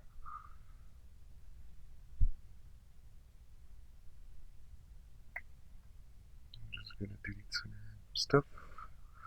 When you see this ZBrush file exceed 4 gig, clean your just delete some stuff because it can corrupt the quick saves.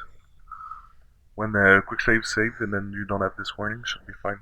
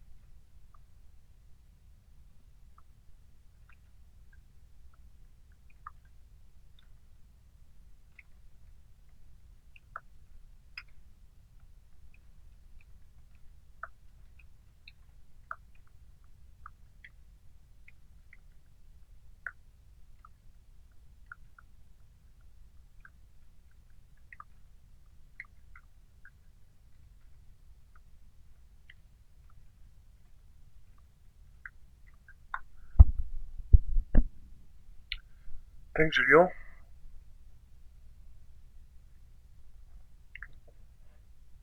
So, what environment is this character for? Um, I think it's an intergalactic girl. Uh, for me, for now, it's just like having fun in ZBrush. I know I've talked with this with one of my colleagues at work.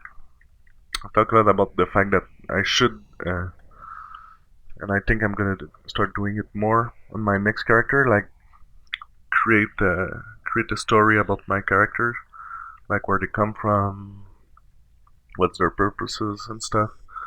Because it can add so much personality, and then too you can add some stuff on the model that just reflecting a little bit this story, and then it can add a lot more appealing to a character. And then, so yeah, for her, I thought I don't want to make a fighter like a girl with a gun or something, because it's very common. I might do something a bit more different, like maybe like an exploratrix. Sorry about that. Like she travel some planets to find to discover some, I don't know, minerals, or maybe like a miner.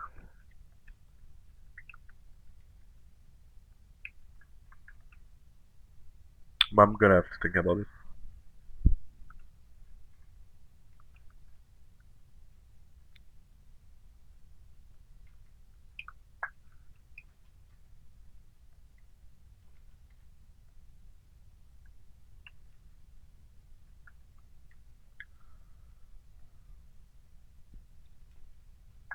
It's like the real story behind this character is because I wanted in Montreal. There's a studio called Bioware, and then I applied there once, and then they told me that I should do some sci-fi stuff. So I started doing this character for this purpose, and then I landed this new job at Electronic Arts Motive, which is like basically the same.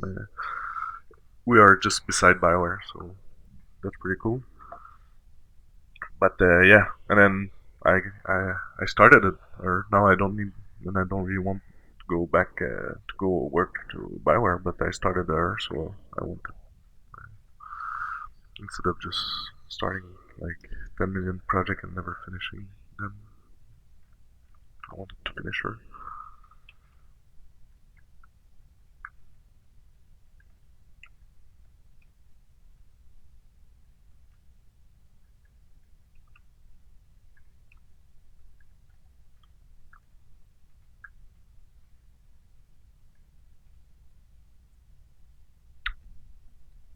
Thank thick cheese on toast.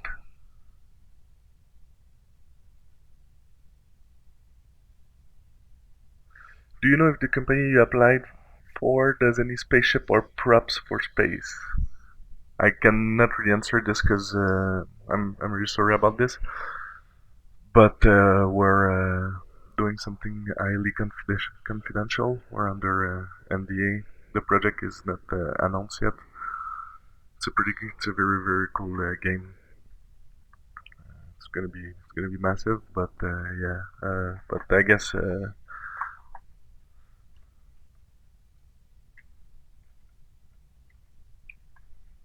but the studio is Motive, Motive. You can find it on the internet and learn a little bit about the company if you want.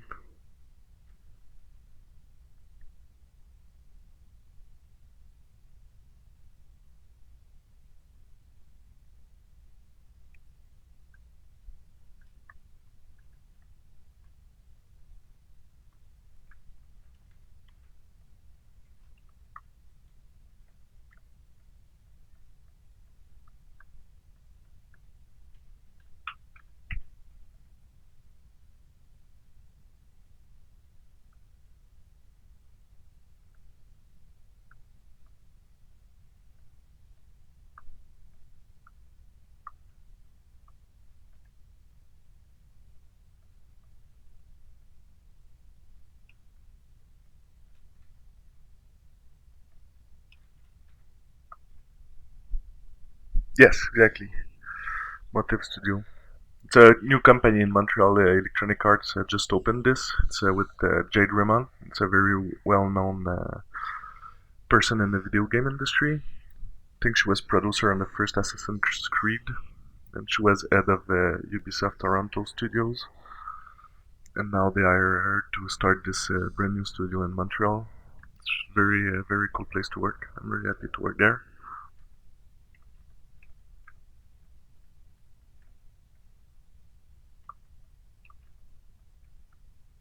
Very it's cool because it's there's some very good person I work with too. I learned a lot.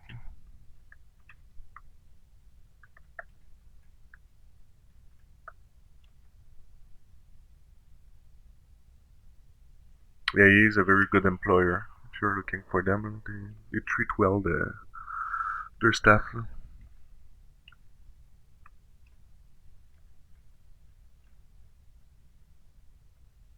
and the projects are awesome.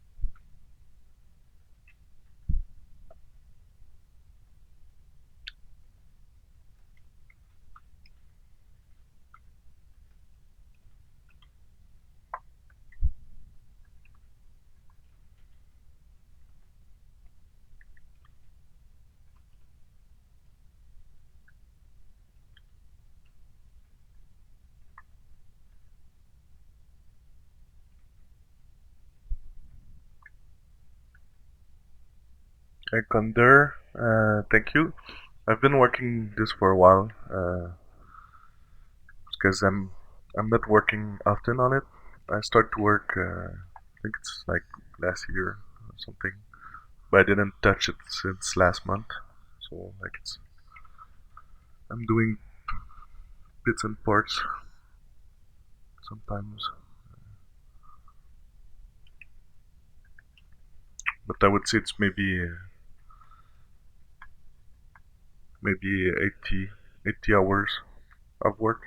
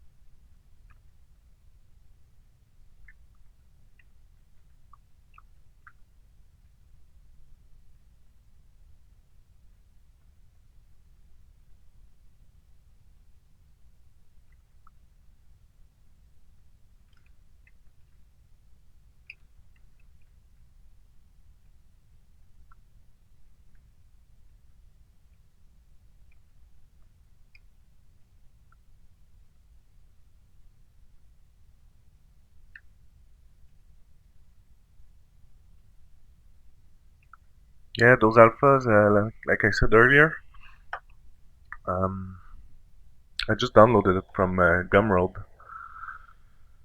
From this guy, it's pretty awesome. There's like 600 alpha you can buy for like $10. Very useful. It's designed for Substance, but works very well in ZBrush. They are all high quality 16-bit alpha, so it creates some very nice detailing very fast. Find when you start to push some alphas on your model, everything start to blend together. So yeah, I'm starting to have a lot of fun with those. I could do them myself, but it's very long to do, and not the part I prefer.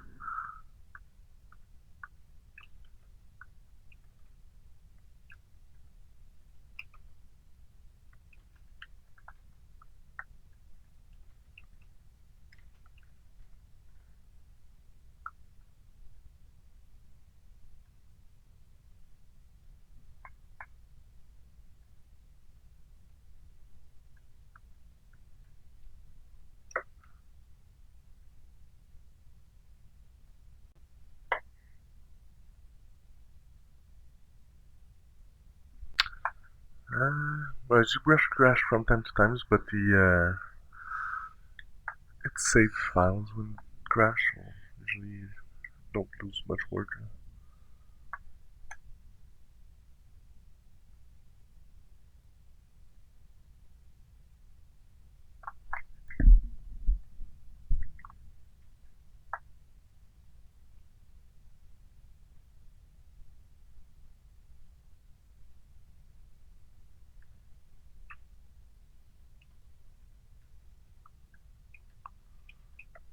It's not so bad. I didn't lose nothing.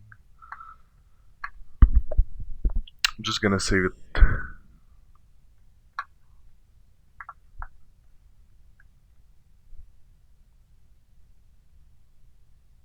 It's been like an hour since I didn't save.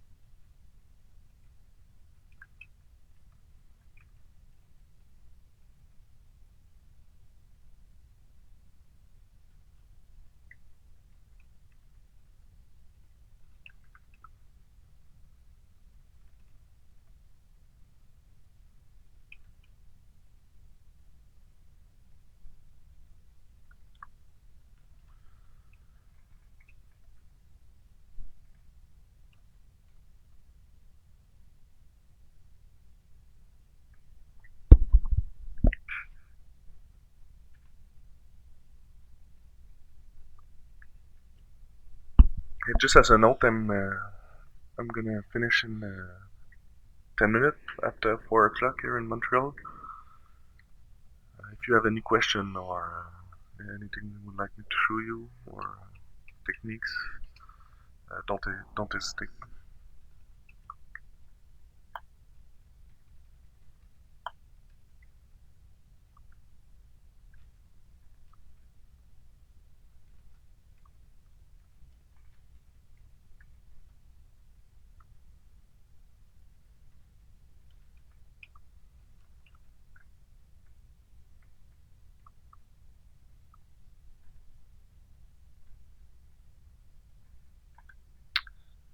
Yes, I work on a Cintiq. It's the 22 HD1. 22, I think. Yeah. I passed the whole month without it. It was broken, so I sent it back to Wacom.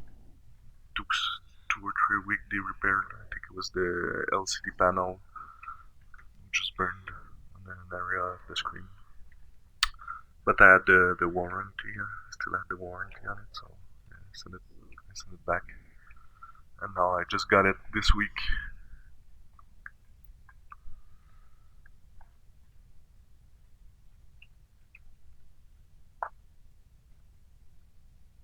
That's what I use at work too.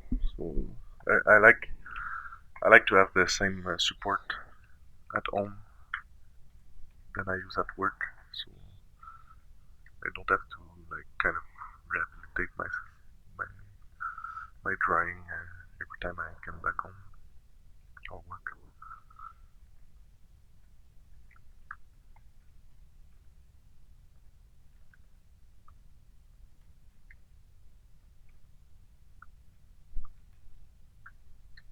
And I work on PC too. Yeah.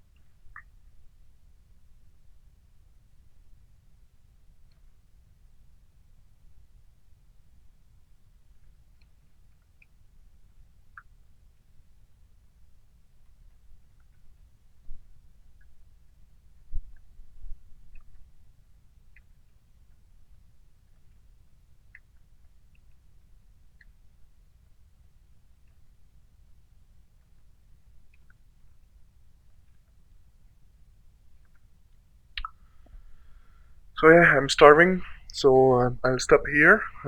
Just take 2 seconds to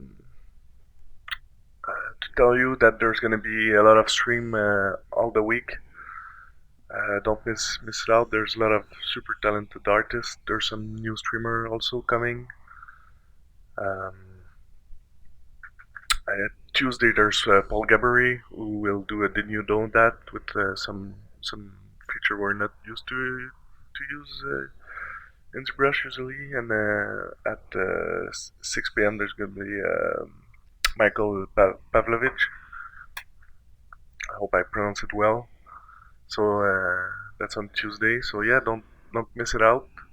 Thank you for watching. I might continue stream this on my own personal Twitch channel sometimes. So when I do it on my personal Twitch channel, I don't record the videos. I don't keep them, so you can just come by and then say hello. And then if I stream on my channel too, I don't use the camera and the mic, so I'm just doing like more casually. But yeah, feel free to come pass by. And yeah, thanks for watching, and have an awesome day. See you.